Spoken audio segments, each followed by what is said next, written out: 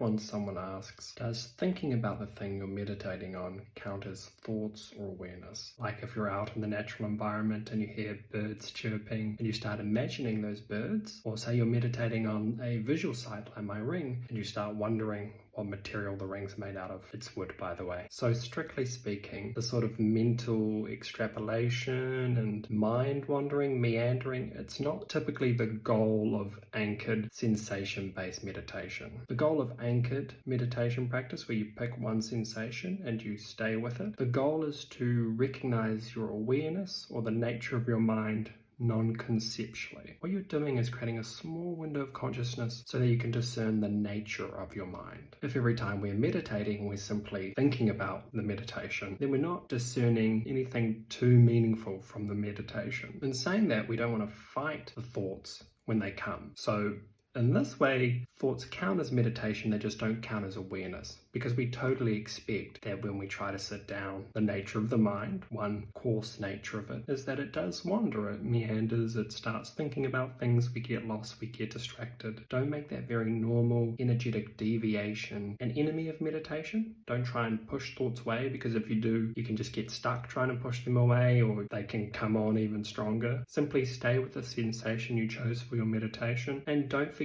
it. You just stay with that sensation, and if you notice you've forgotten it, the sensation, come back to the sensation. This way thoughts can come in and out all they want, but by just staying on that sensation, they pass on their own. You don't need to worry about if you are wondering about the object you're meditating on. Eventually your awareness can include thought sensations too. You can have a more open awareness where you're aware of whatever comes into consciousness, and that can include thoughts too. But to be able to do that, we need to be able to discern the difference between thoughts as sensations or as awareness versus thoughts as kind of a disconnection or a tuning out from awareness. I hope that answers your question. I wanted to give you a slightly more specific answer. A lot of traditional meditation would just say, no, it's thoughts, it's distraction, return to the object. That way of treating thoughts as the enemy can really make resting in awareness or discerning awareness more difficult in the long run.